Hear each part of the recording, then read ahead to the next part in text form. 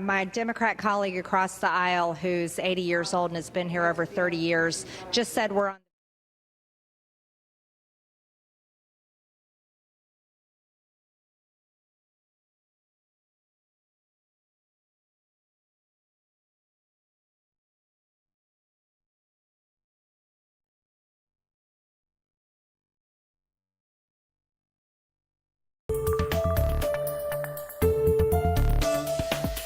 My Democrat colleague across the aisle, who's 80 years old and has been here over 30 years, just said we're on the verge of a shutdown.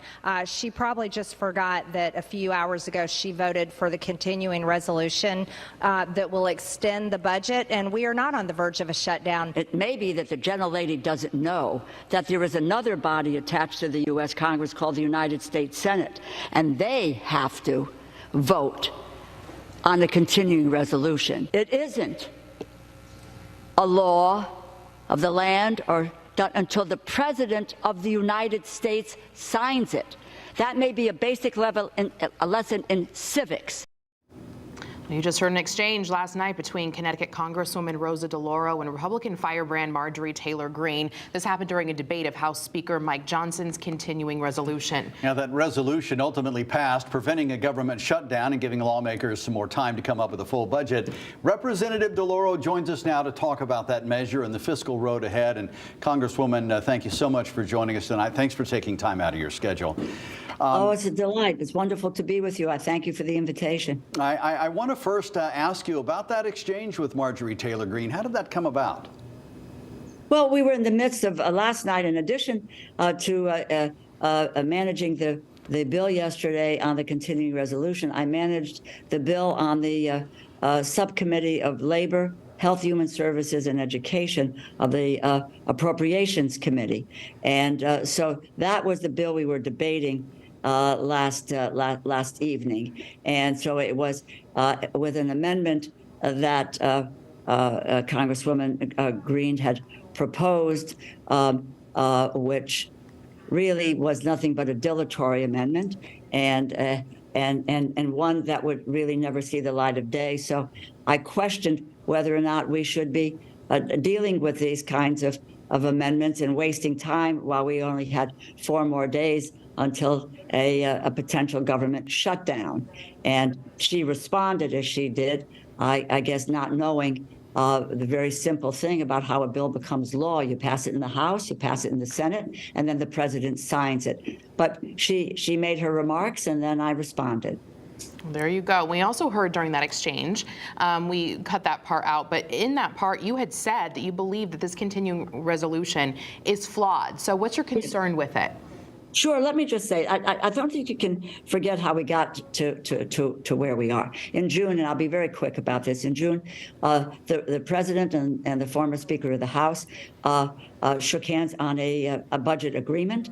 One was to keep the of lifting the debt ceiling because the Republicans were holding the nation hostage around the debt ceiling. But the other part of that was a budget agreement which would allow us to move forward to the budget for 2024. And they agreed on a dollar amount that would be there for both defense measures and non-defense measures. And so it signed an agreement and said, then let's move forward with the appropriations bills so we can have a budget for 2024. Just before the ink was not even dry, and former Speaker McCarthy, the rest of the Republicans moved away from that agreement. So instead of having a budget that reflected the numbers that we have for 2023, we are now looking at appropriations bills. The one last night, by the way, would take us back to 2008 with the most drastic of cuts. And they continue to put these bills on the floor and waste our time with, there were 146 amendments last night to this piece of legislation. I left the floor of the House at 1:30 this morning.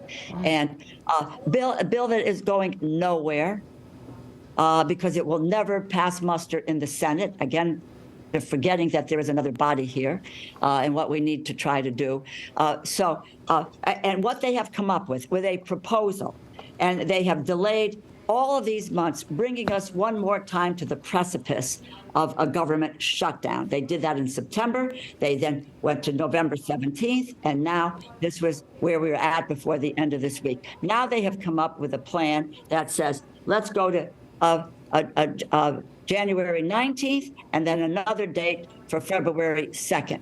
That doubles the opportunity for a government shutdown.